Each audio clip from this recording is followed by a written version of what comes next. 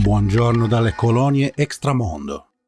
Riassumiamo in breve gli argomenti affrontati nell'episodio precedente. La CIA, nel dopoguerra, ha trovato una forma di vita. Ad un certo punto il governo americano si è posto il problema di come comunicare al mondo queste scoperte. Tom DeLonge aveva un piano per diffondere queste importanti rivelazioni. La disclosure. Tom è in società con ex dipendenti della CIA. Gli UFO manipolano il tessuto spazio-temporale. L'azienda di Tom sta realizzando un velivolo elettromagnetico che utilizza la stessa tecnologia. Vi consigliamo di guardare i primi 2 episodi, nel caso ve li foste persi. Sono fondamentali per capire di cosa si sta parlando e chi sono gli attori principali. Nei primi 2 documentari abbiamo messo le basi per capire tutti i futuri episodi. Questa, come abbiamo già detto, è il resoconto dell'affascinante vicenda che unisce Tom DeLonge a 3 direttori dell'intelligence, un parapsicologo e un ingegnere aerospaziale. Ora introdurremo altri 2 cofondatori di To The Stars. Incominciamo da Lue Elizondo, a capo dell'AATIP. Si è dimesso nel 2017 dal suo incarico presso il Pentagono. Oggi Lue è un importante attivista e divulgatore sulla questione UFO e continua a lavorare per aumentare la consapevolezza e la comprensione del fenomeno. Come cofondatore di To The Stars, si concentra sulla comunicazione di questi eventi, sulla disclosure. Vediamolo mentre si racconta. My name is Lue Elizondo. I'm a career intelligence officer with various organizations throughout the intelligence community. I've worked for the Department of Defense. I've worked with the Army. I've worked with the Director of National Intelligence, National Counterintelligence Executive, and fill in the blank, a bunch of others. Some of my time was spent in advanced aerospace engineering, protecting key technologies, critical technologies, in advanced weaponry and advanced aerospace, such as high-energy lasers and drone nanotechnology. Some of my time was spent in the careers of counterintelligence and human intelligence. What makes intelligence, I think, unique is that you have a career field dedicated entirely to the art of observation, of understanding how things work, looking at those things maybe from a slightly different perspective and trying to figure out what it is that you're actually seeing. So as a trained observer, I think intelligence is one of those fields that gives you a little bit unique perspective on things. E adesso ascoltiamolo in una intervista rilasciata in Gran Bretagna. Quindi è un esempio del terzo pilastro della disclosure, cioè l'impegno internazionale, anticipato nel primo episodio. Before we begin, I'm just going to bring everybody up to speed on what's been happening in the news for the last few years. So, last year, the Pentagon made an extraordinary statement. They said that UFOs are real, and it has videos to prove it. It released 3 pieces of footage shot from the targeting cameras of US Navy fighter jets, which show close encounters with fast-moving, strange-looking craft that the Navy pilots later said defied the known laws of physics. The Pentagon's statement, which is up there, was just one in a run of extraordinary recent developments that have turned UFOs from a punchline into a serious talking point. In May, Barack Obama said, "There is footage and records of objects in the skies that we don't know exactly what they are." And in June this year, the US intelligence services released a report to Congress about the government's work on the UFO issue. So clearly, the conversation has changed radically. The US government's policy used to be to deny and discredit when it came to UFOs. So how did we get to where we are today? Well, one man who was instrumental to this is our next guest, Lue Elizondo. He is a former counterintelligence agent who from 2010 to 2017 ran the Pentagon's secretive $22 million program investigating military reports of UFOs. These days, the military don't call them UFOs because the term has become so stigmatized. They instead refer to them as UAPs, standing for Unidentified Aerial Phenomena. So Lue joined the Pentagon's UAP program as a skeptic, but during his time there, he became not only convinced that these things were real, but that they were interfering with military weapons platforms and operating in protected airspace with impunity. He also became convinced that they did not belong to any earthly nation state.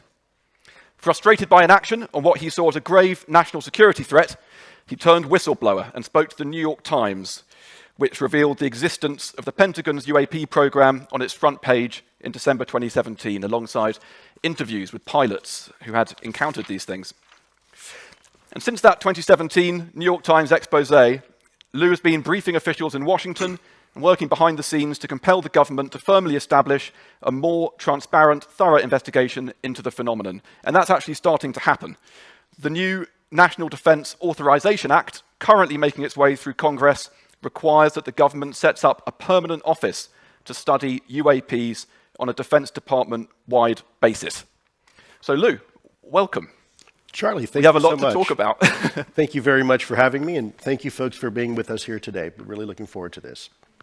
So first things first, rationally, there are three options for what these aircraft are. They're either a US military black project, they belong to a foreign government like China or Russia, or they are of non-human origin. So talk us through why you think the final option is the most likely. Sure. This was actually one of the fundamental questions we were trying to solve while in the Pentagon. The first obvious question is it one of our secret technologies? And the answer is quite succinctly no. And how do we know that? Well, for several reasons. First of all, I had access to all those programs. And those type of programs, you don't typically test these type of secret aircraft in and around areas where you're doing active maneuvers. You tend to test them at secret test ranges like Area 51. You certainly don't endanger pilots' lives by testing this type of secret technology without coordinating that through our joint staff. So we very quickly realized it wasn't our technology. The second option, as Charlie, you mentioned, is it foreign adversarial technology? Is it Russian? Is it Chinese? And of course, when you go through the historical documentation, certainly in our country, and this documentation is official documentation, one realizes very quickly we've been seeing this technology for decades. And when you compare that to where we were, let's say in the late 1940s and 50s, we were just exploring and learning the secrets of the atom. We were unlocking its secrets. We had just entered the jet age, and we hadn't even been into space. And yet these technologies were outperforming anything and everything that we have. So if this was some sort of foreign adversarial technology that's been around for 70 years, this would be considered probably the worst intelligence failure my country has ever experienced, perhaps even eclipsing that of 9/11 on an order of magnitude. So the last option is, well, if it's not our technology and it's not some sort of foreign adversarial technology, then whose or what is it? And that's where we are now in the conversation, certainly with our lawmakers and our legislative branch and our executive branch. And so that's precisely what we're trying to figure out now is what exactly are these if they're not ours? So, you know, you were working for the government for a long time. You then chose to turn whistleblower. Were you worried about repercussions? Why haven't they shut you up? Well, probably because I'm pretty public at this point. That's a multifaceted question that requires several answers. Let me, if I can, be as frank as possible. There is a strong undercurrent in our country of individuals in our government, particularly, that know the seriousness of this topic. And what I've said before is this is not a topic that is similar to, let's say, fine French wine, where the longer you keep a cork on it, the better it gets. This is a conversation rather more like spoiled vegetables in the refrigerator. And the longer you leave it there, the more it is going to smell. And so we should probably begin to address this issue sooner rather than later, because whether or not these are real, that's no longer up for debate. This is a fact. We're here, folks. The question is, what is it? Where is it from? What is its intent? And what can or should we be doing about it? What separates these from anything else that we have in our current inventory is quite simple. There's 5 observables that associate, when you look at something as a UAP, unidentified aerial phenomena, as being truly unique. That's instantaneous acceleration, hypersonic velocity, low observability, trans-medium travel, the ability to operate in multiple environments or domains, and last but not least, in the vernacular, would be anti-gravity. The ability to fly with no wings, control surfaces, no obvious signs of propulsion, even, frankly, not even a cockpit. Su Lue Elizondo torneremo in futuro più volte. Lue è sempre foriero di notizie straordinarie. Il secondo protagonista che vi presentiamo oggi è Jim Semivan. Jim ha trascorso 25 anni della sua vita a lavorare per la CIA, ricoprendo diverse posizioni di rilievo, tra cui quella di Director of Clandestine Operation, che in italiano potremmo tradurre come direttore operazioni clandestine, ma anche occulte o più semplicemente segrete, dal momento che la traduzione italiana darebbe una connotazione troppo specifica e noi non sappiamo come lavori la CIA. Abbiamo deciso di conservare il suo incarico in inglese, Director of Clandestine Operation, che è comunque abbastanza significativo. Forse lo ricorderete nel nostro primo episodio. Intervistato al telefono aveva dichiarato: non si tratta né di materiale russo né cinese, ma roba di un altro mondo o un'altra dimensione.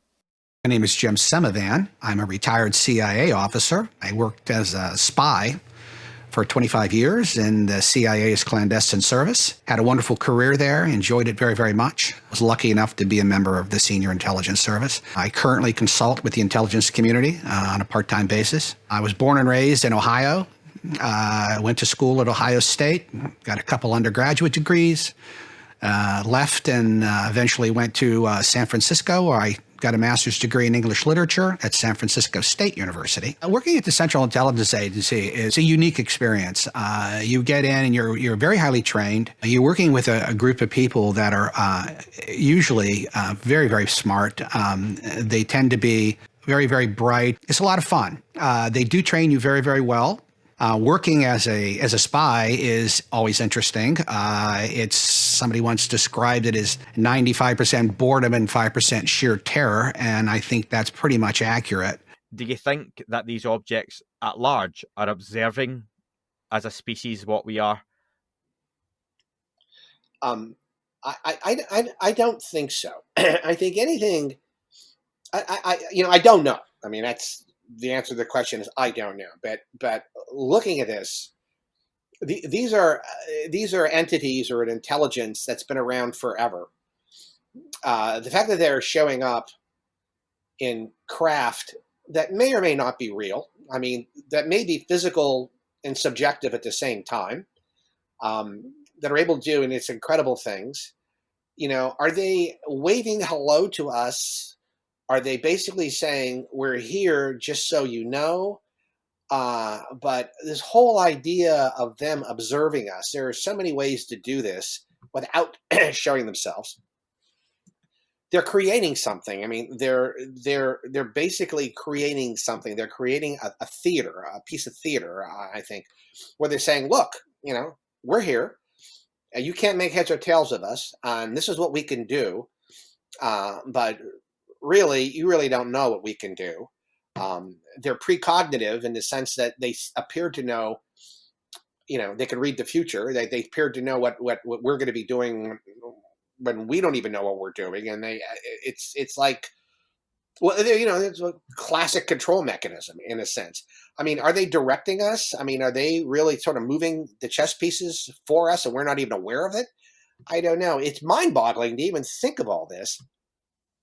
This whole concept with hybridization and things along those lines. I mean,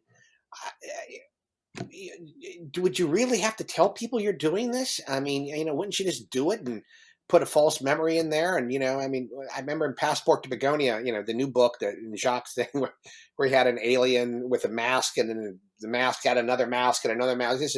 You don't know how far, you don't know. I mean, it creates this. I mean, it clearly is, to me at least, it deliberately created this illusion, right?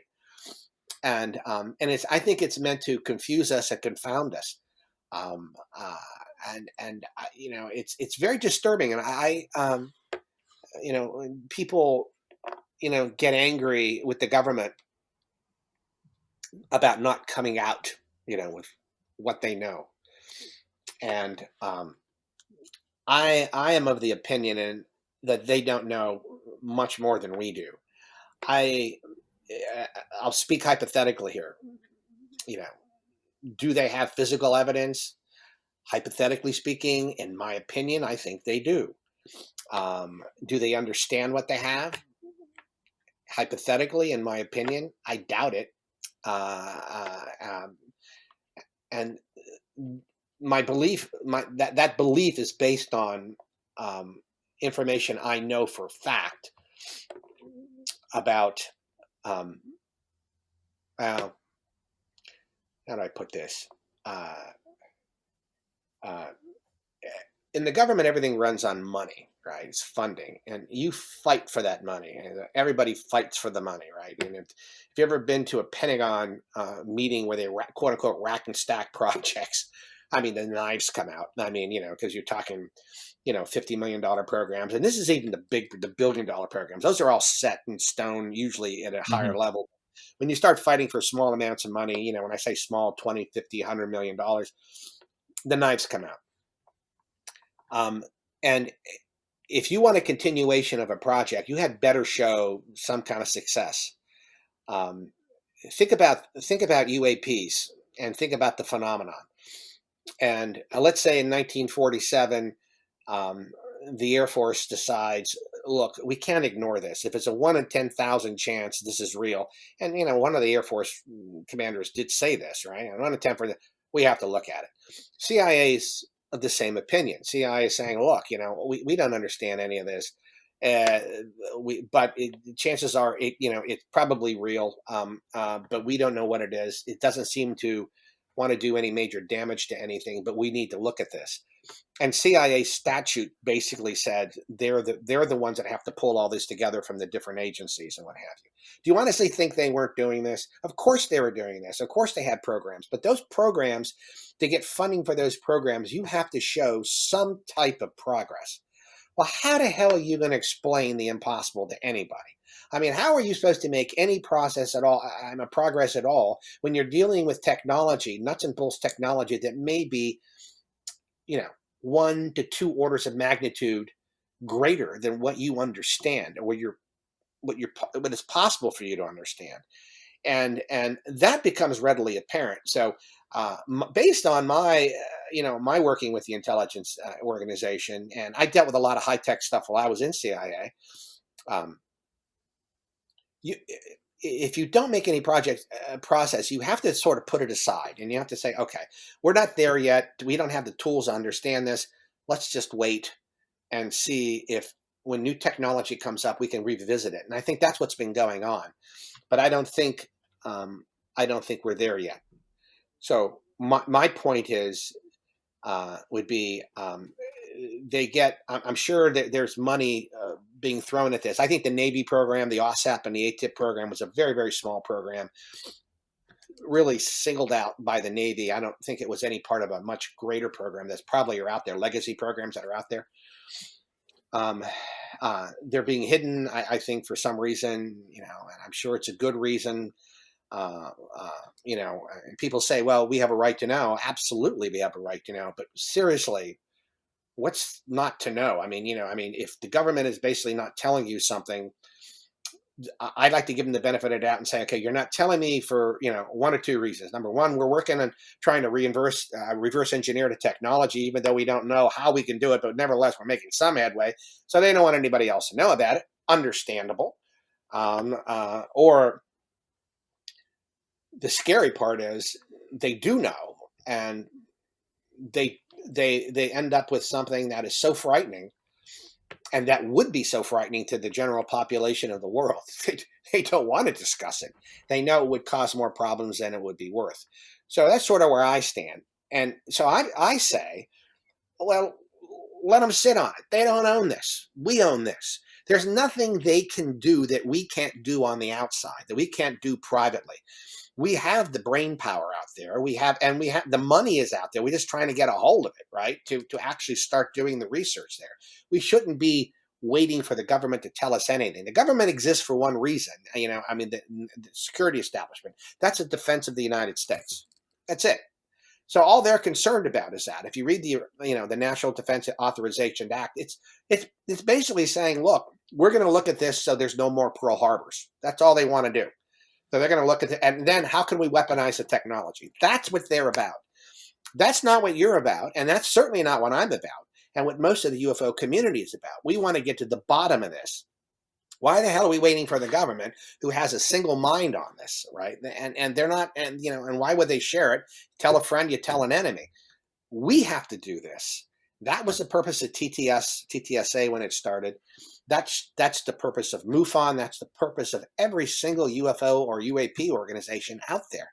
That's what Avi Loeb wants to do, with his antennas and his telescopes and everything like that. It's a great project.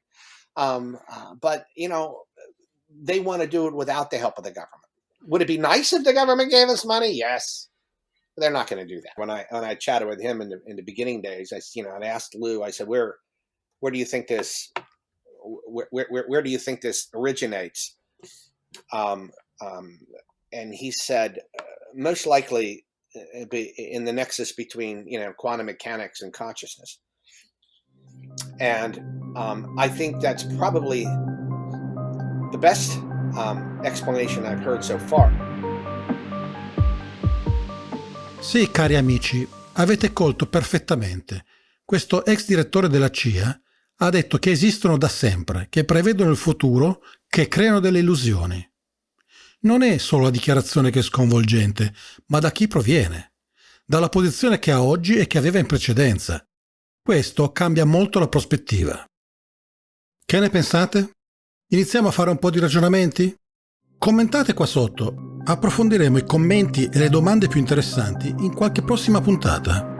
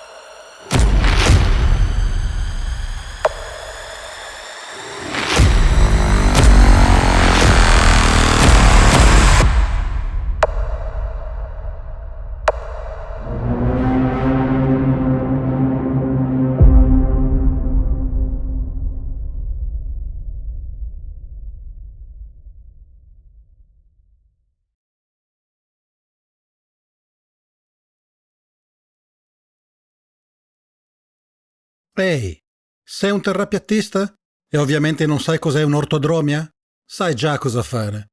Ma se invece non hai dei pregiudizi e sei solo curioso di capire cosa sta accadendo, partecipa, commenta e condividi il video. Al prossimo episodio!